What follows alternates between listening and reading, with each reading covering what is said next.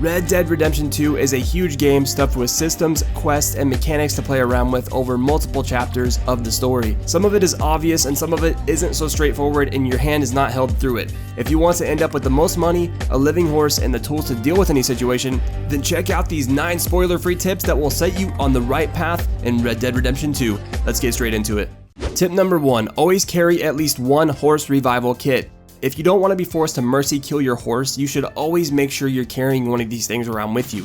These can be bought at any general store early in the game.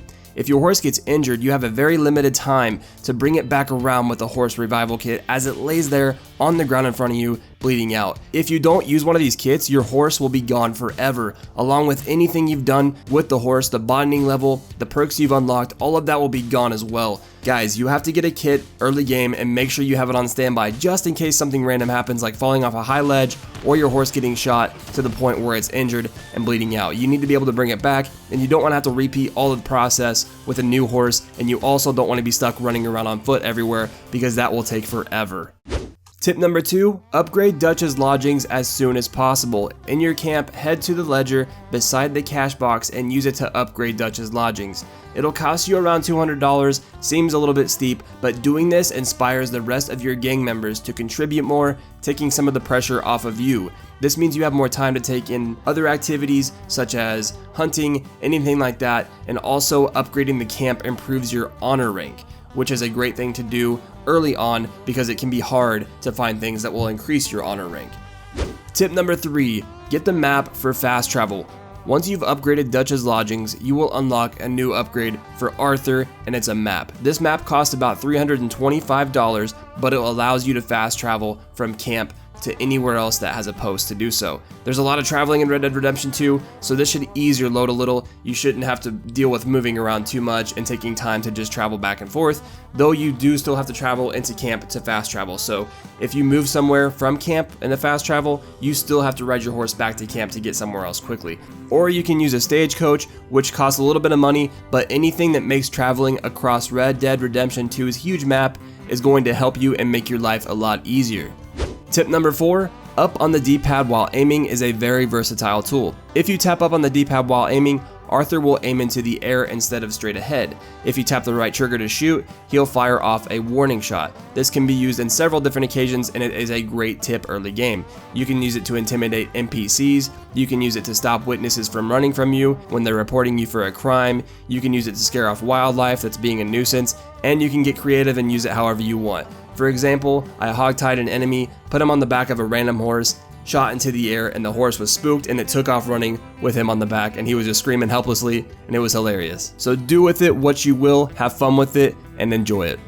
Tip number 5, get through a portion of the story to unlock a fence and an extra holster for your guns. If you're looking to pawn off stolen goods, you'll need to get through the story just a little bit first in the very beginning.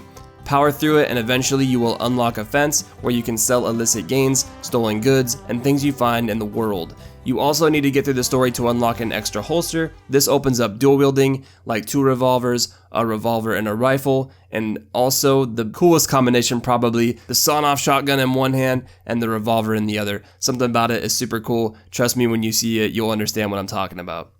Tip number 6, do not sell your jewelry. So you've unlocked the fence that I mentioned in tip number 5 and you're ready to make some cash by selling your jewelry. Before you do, consider this, don't. The fence can also craft talismans, which are special pieces of equipment that unlock permanent buffs. Most of these required jewelry specs and stuff like that will take a legendary animal part and a piece of jewelry. So before you sell your jewelry, make sure there isn't anything pertaining to it that can help you get these talismans crafted. And if there is nothing you can craft with the jewelry you have, go ahead and sell it. But if you can craft something, make sure you contribute it towards that instead of the cash, because the talismans are worth more to you in the long run than the cash is right there up front and quick. So essentially just make sure you check the list before you sell off all of your trinkets.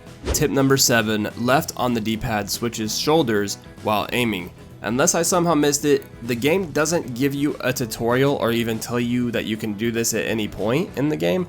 If you take aim and tap left on the D-pad, you will switch shoulders. So this can help you with your point of view in case something is obscuring your view, like a tree or something like that, or a bush, and you need to make that quick move to switch between cover, or just look over a different shoulder to get a better line of sight and get that shot off to get the enemy and not have to worry about having a longer gunfight and you can see more clearly.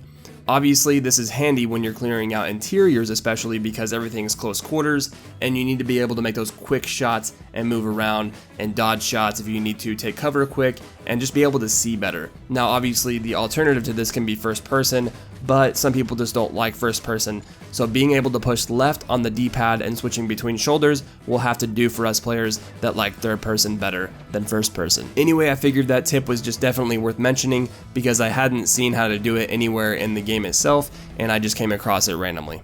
Tip number 8, go for 3-star kills and hunts as much as possible. So if you're looking for the perfect pelt, not only do you have to use the right ammo to bag the perfect hunting kills, but you also need to make sure the animal is top quality. Before you go for a kill shot on any animal that you're hunting, whether it be a deer, a rabbit, a bird, anything like that, make sure you check what it is before shooting it.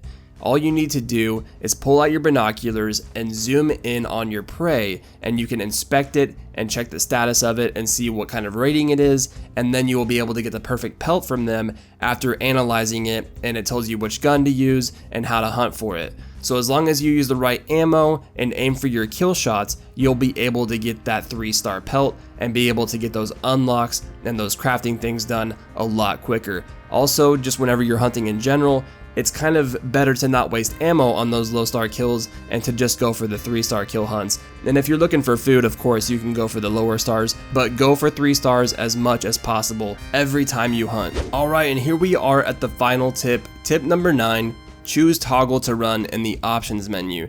Now you may be thinking, what kind of tip is that? Well, there's only so much tapping X on PlayStation or A on Xbox that we can manage. Red Dead Redemption 2 expects you to exert yourself and use that thumb to the max when you're making Arthur run.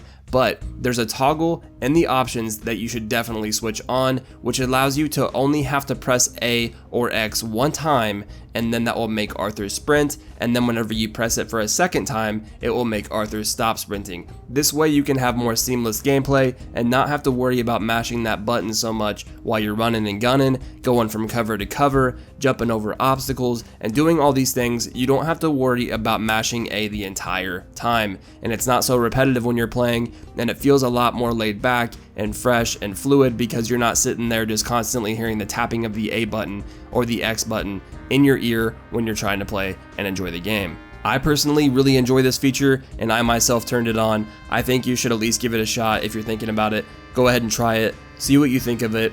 I think it will change your life. Do it. Alright everyone, there we go. That wraps up my 9 spoiler-free tips for starting out your games in Red Dead Redemption 2. Hopefully these tips help you out and hopefully you guys can get a better start to your games. Hopefully this answers a lot of questions you may have had about certain things like making money, where to go first, things you can do, and all that stuff, because like I said earlier in the video, Red Dead Redemption 2 is kind of unforgiving in the sense that all it does is give you markers on your little map on the bottom left corner, and it doesn't tell you anything to do. It just lets you free roam and have the freedom of making player choice, which is awesome. We are all just characters living in this Red Dead Redemption 2 world, and I think it's awesome and super immersive and I love it, but it can be hard at times to get a grip on what's actually going on and what we're supposed to do.